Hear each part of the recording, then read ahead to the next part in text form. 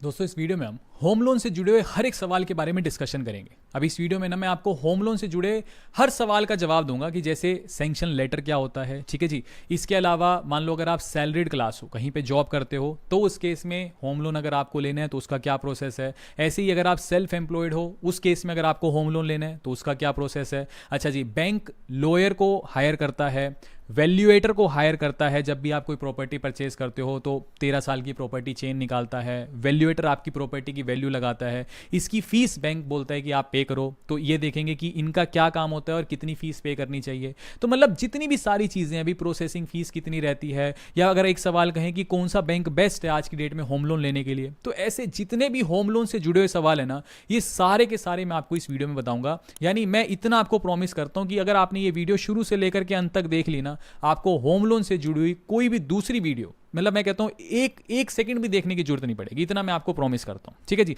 अच्छा, ये सारी चीजें तो मैं आपको बताऊंगा ही बताऊंगा, लेकिन अगर मैं एक एग्जांपल से आपको समझाऊं, देखो एक तरफ तो होम लोन तो हम देखेंगे ही देखेंगे कि पूरा का पूरा क्या कंसेप्ट है, लेकिन इसके साथ एक बहुत जरूरी चीज है कि अगर आप प्रॉपर्टी परचेज करते हो, ठीक है, कहीं पे प्रॉपर्टी परचेज करते हो, तो प्रॉपर्टी परचेज करने का क्या प्रोसेस है भाई। जैसे स्टार्टिंग होता है ना कि ब्रोकर को टोकन मनी दिया है ना, फिर उसके बाद बयाना होगा, फिर एनओसी निकलेगी, फिर रजिस्ट्री होएगी, फिर चेंज ऑफ ओनरशिप होएगा, फिर पीटीएम यानी परमिशन टू मॉर्टगेज होगा। तो ये सारा का सारा स्टेप कैसे होता है, स्टेप बाय स्टेप सबसे पहले हम इसको देखते हैं, जो कि सबसे जरूरी चीज है। प्रॉपर्टी परचेज के साथ साथ फिर मैं आपको बताऊंगा होम लोन का क्या कंसेप्ट है, बैंक कैसे काम करता है, पैरेलली फिर हम बाद में इसको देखते चलेंगे, ठीक है जी। मैं यहाँ पे स्टेप बाय स्टेप लिख देता हूँ और एक एग्जांपल लेके चलता हूँ। मान लो कि ये मैं ही हूँ, ठीक है जी, मेरे पास आज 40 लाख रुपए पड़े। एक एग्जांपल से समझते हैं ताकि ज़्यादा अच्छे से चीज़ें समझ आए। मेरे पास 40 लाख रुपए पड़े हैं, हो सकता है कैश की फॉर्म में पड़े हो, मेरे पास एक एफडी हो, कुछ भी हो, व्हाट्सएवर। मेरे पास टोटल 40 लाख रुपए पड़े और मैं एक चाहता हूं कि अच्छी सी प्रॉपर्टी अपने शहर में ढूंढ रहा हूं मैं। तो सबसे पहला काम मैं क्या करूंगा, सबसे पहले तो मैं बैंक में जाऊंगा, क्योंकि मेरे को ऑब्वियस सी बात है कि मेरे को पता है 40 लाख रुपए में तो कुछ आएगा नहीं, मेरे को एक लोन चाहिए। तो सबसे पहले मैं बैंक में जाऊंगा। मान लो अगर मैं सैलरीड क्लास हूँ, कहीं पे जॉब करता हूँ, तो बैंक वाला कहेगा भाई अपने फॉर्म 16 दे दो, सैलरी स्लिप्स दे दो, आईटीआर दिखा दो। अगर मैं खुद का बिजनेस कर रहा हूँ तो बैंक कहेगा भी अपनी आईटीआर दिखा दो, प्रॉफिट एंड लॉस टेबल दिखा दो, अपना बैलेंस शीट दिखा दो, जो भी है, ठीक है, वो सारे डॉक्यूमेंट हमने दे दिए। और एक एग्जांपल लेके चलता हूँ कि मेरे को 70 लाख रुपए बैंक कहता है भी हम आपको आपकी सैलरी के हिसाब से, पैन कार्ड के सिविल स्कोर के हिसाब से 70 लाख रुपए का ज्यादा से ज्यादा लोन दे सकते हैं, ठीक है जी। इसके लिए बैंक मेरे को एक सैंक्शन लेटर बना के मेरी मेल पे भेज देगा, जिसके अंदर लिखा होगा कि ये 70 लाख रुपए का आपका ज्यादा से ज्यादा लोन मिल सकता है और ये सैंक्शन लेटर अगले 6 महीनों के लिए वैलिड है। भाई जब भी आप प्रॉपर्टी परचेज करोगे अगले 6 महीने के अंदर अंदर आप हमें बता देना, ये 70 लाख रुपए तो हम आपको तभी दे देंगे, ठीक है जी। ये सैंक्शन लेटर आ गया, यानी एक तरह से मेरा बजट बन गया कि 40 लाख रुपए तो मेरे घर पे पड़े ही पड़े हैं, 70 लाख रुपए अब बैंक देने के लिए तैयार है। यानी मेरा बजट बन गया जी 1 करोड़ 10 लाख रुपए मेरे पास हैं। अब मैं प्रॉपर्टी देखना शुरू कर सकता हूं, ठीक है जी। अब सबसे पहला काम मैं स्टेप बाय स्टेप लिखता हूं। मैं एक ब्रोकर को पकड़ूंगा, ब्रोकर मेरे को प्रॉपर्टी दिखाएगा और मान लो लेट सपोज कि मेरे को ये वाली प्रॉपर्टी पसंद आ गई। अब ब्रोकर कहेगा कि जी 1 करोड़ 25 लाख की है, हम नेगोशिएट करेंगे और मान के चलते हैं कि जी 1 करोड़ 10 लाख रुपए में हमने ब्रोकर से ये डील फाइनलाइज कर ली, ठीक है जी। मेरे पास कुल मिलाकर के 1 करोड़ 10 लाख का बजट है, जिसमें से 70 लाख रुपए बैंक देने को तैयार है और 40 लाख रुपए मेरे पास कैश पड़ा है, ठीक है जी। अब यहां पे सबसे पहला काम हम क्या करेंगे, ब्रोकर को टोकन मनी देंगे। टोकन मनी मतलब एक तरह से मान के चलो 1 लाख रुपए या 2 लाख रुपए मैंने ब्रोकर को पकड़ा दिए कि जी ये वाली प्रॉपर्टी अब फाइनलाइज हुई, ये प्रॉपर्टी अभी आप किसी को आगे मत बेचना। 2 लाख रुपए मैंने मुंह जबानी ब्रोकर पे ट्रस्ट करके 2 लाख रुपए उसको पकड़ा दी, ठीक है जी।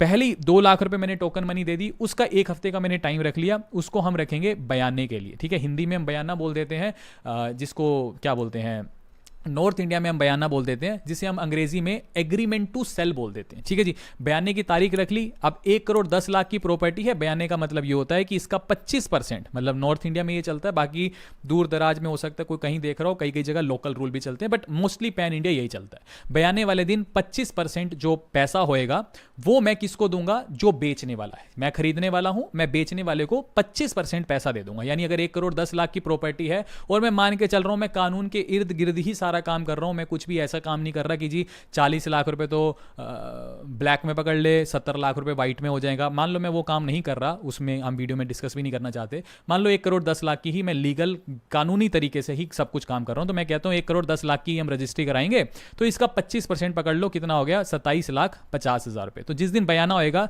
तो ये 27 लाख 50 हजार रुपए मैं किसको दे दूंगा, जो प्रॉपर्टी बेच रहा है, जिसमें से 2 लाख रुपए तो मैं दे चुका हूं, बचे हुए 25.5 लाख रुपए दे दूंगा। यानी कुल मिला के बयाने वाले दिन देन 25% पैसा बेचने वाले के पास चले जाना चाहिए। अब ऐसा थोड़ी है कि मुंह जबानी उसको पैसा दे देंगे, बयाने का प्रॉपर एक बयाना लिखा जाएगा, ठीक है जी। अब कुछ लोग कहेंगे, कुछ ब्रोकर ऐसे भी होते हैं जो बड़े चिल होते हैं, वो कहेंगे 100 रुपए के स्टैम्प पेपर पे ही लिख लो, कोई कहेगा 500 के स्टैम्प पेपर पे लिख लो, लेकिन कायदे से आपको किस पे लिखवाना है, 4000 रुपए के स्टैम्प पेपर पे। देखो जो बेचने वाला है उसको कुछ फर्क नहीं है, वो तभी साइन करेगा जब उसके हाथ में कैश आ जाएगा, ठीक है। जो खरीदने वाला है उसको फूंक फूंक के कदम रखना है। तो आप बोलो कि सेलर को कि भाई कोई बात नहीं, मैं 4000 पे दे दूंगा, 4000 के स्टैम्प पेपर पे ही लिखेंगे। तहसील में आप सेलर को लेके जाओ, सेलर के नाम से बयाने का डॉक्यूमेंट निकलेगा, पूरा का पूरा फॉर्म निकलेगा 4000 रुपए की स्टैम्प पेपर पे।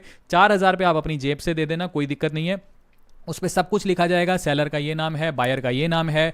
25% पैसा यानी 27.5 लाख रुपए खरीदने वाले ने बेचने वाले को दे दिए हैं। उस पर सब कुछ लिखा होगा, रजिस्ट्री की तारीख ये रखी जाएगी। अगर रजिस्ट्री वाले दिन जो खरीदने वाला है, यानी मैं अगर पैसे का अरेंजमेंट नहीं कर पाता बचे हुए, तो ये 27.5 लाख रुपए बेचने वाले के हो जाएंगे, प्रॉपर्टी भी मुझे नहीं मिलेगी। ऐसे ही लिखा होगा कि जिस दिन रजिस्ट्री होएगी उस दिन अगर बेचने वाला तहसील में नहीं पहुंचता तो बेचने वाले को 27.5 लाख का दुगना करके खरीदने वाले को देना होगा। तो ये जो भी बेसिक सी चीजें हैं सब कुछ उस पर लिखा होता है, ठीक है जी। ये बयाना हो गया, आपके पास बयाने के कागज आ गए, ठीक है। थोड़े दिन और रुकेंगे, एक हफ्ते का और टाइम रखेंगे।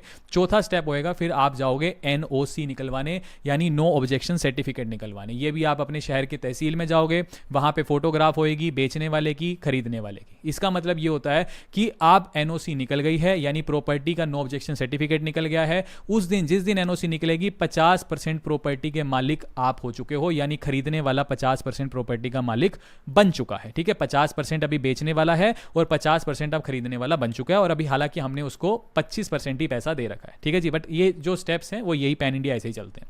अब NOC निकल गई, NOC के जैसे ही डॉक्यूमेंट आपको 1-2 दिन के अंदर मिल जाएंगे। ये डॉक्यूमेंट आप अपने बैंक को दोगे कि ये लो जी, ये डॉक्यूमेंट पकड़ो। बैंक ये डॉक्यूमेंट अपने लॉयर को देगा, लॉयर कार्रवाई शुरू कर देगा, पिछले 13 साल की प्रॉपर्टी चेन निकालेगा, देखेगा कि इस प्रॉपर्टी पे कोई डिस्प्यूट तो नहीं है, इस प्रॉपर्टी पे कोई झगड़ा तो नहीं है, इस प्रॉपर्टी पे कोई पुराना लोन तो नहीं पड़ा हुआ।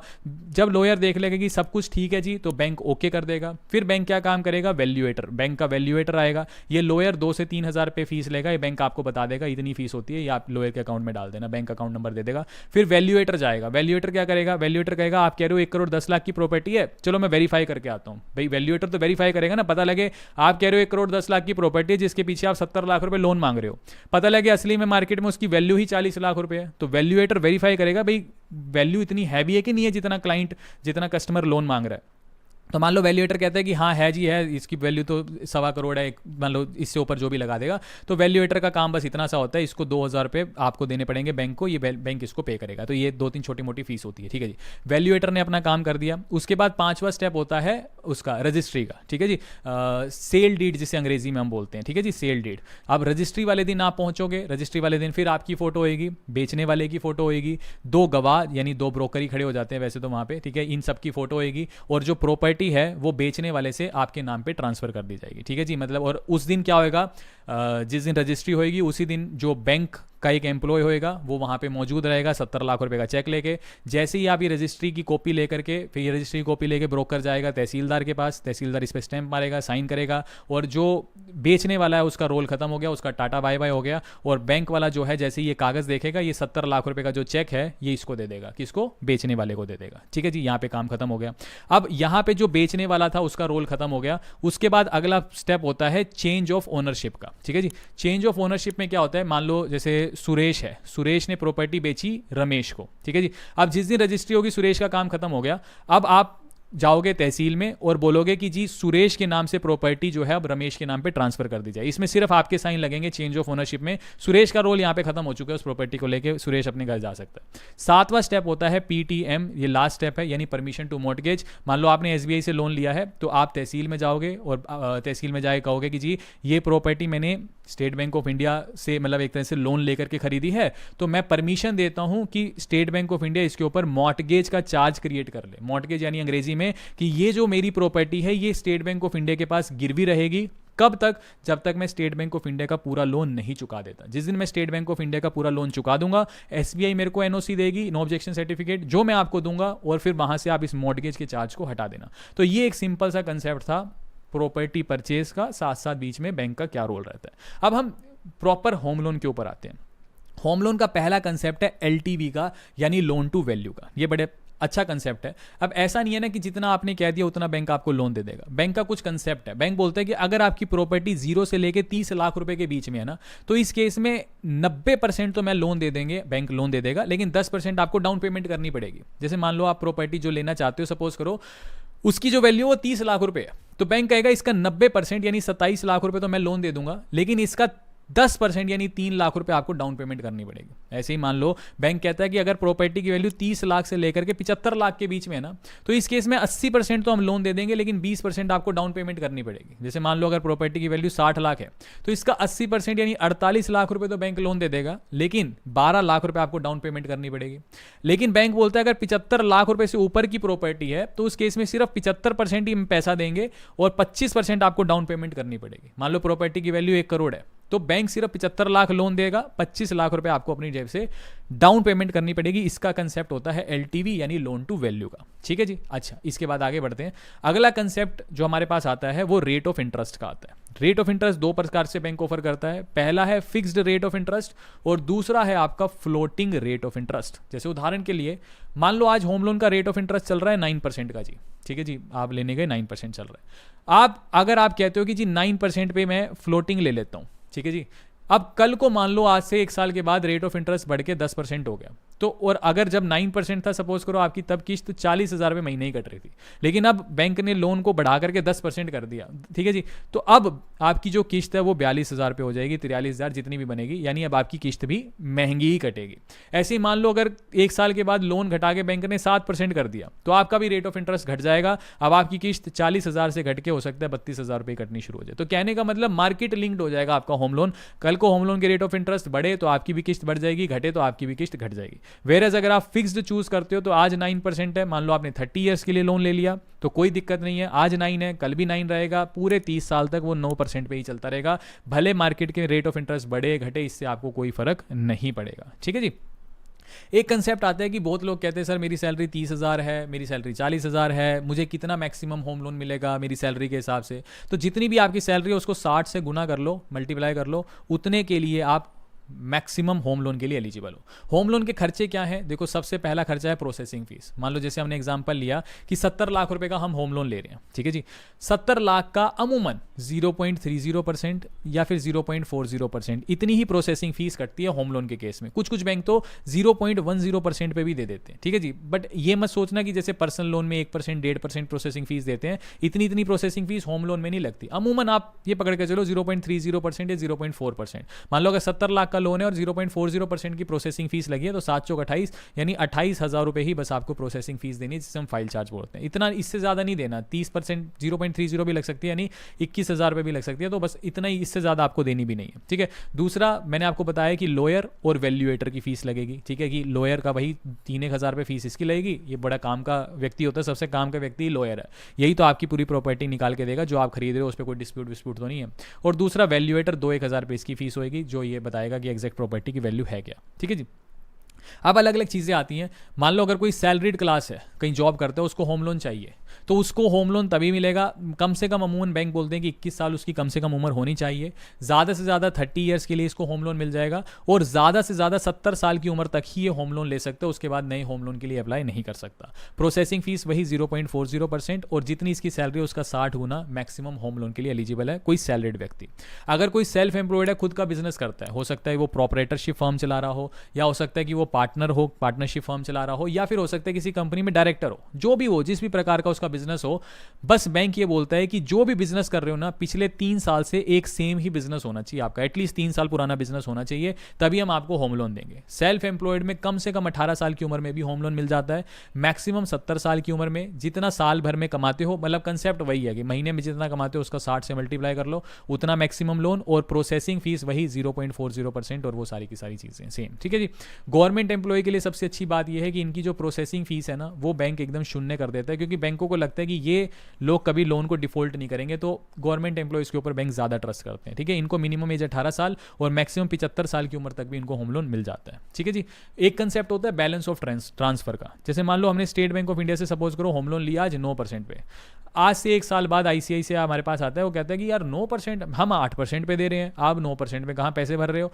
तो आप कहोगे कि ठीक है, ऐसी बात है कि चलो फिर लोन को ट्रांसफर कर लेते हैं SBI से ICICI में, कोई दिक्कत नहीं है। मान लो 70 लाख का लोन था, आज 67 लाख का बचा 1 साल के बाद, तो ICICI वाला क्या करेगा, 67 लाख रुपए SBI के अकाउंट में ट्रांसफर करेगा, लोन अपने पास ट्रांसफर कर लेगा, एक छोटी सी प्रोसेसिंग फीस लगाएगा 0.40% की आपके ऊपर, और आपका जो लोन है वो ICICI में चलने लगेगा। तो जब हम एक बैंक से दूसरे बैंक में लोन को ट्रांसफर करते हैं तो इसे हम BT बोल देते हैं। नॉर्मल बैंकिंग भाषा में ना हम लोग BT बोलते रहते हैं, तो इसे हम बैलेंस ऑफ ट्रांसफर बोलते हैं। ठीक है, ये बैलेंस ऑफ ट्रांसफर का कंसेप्ट होता है।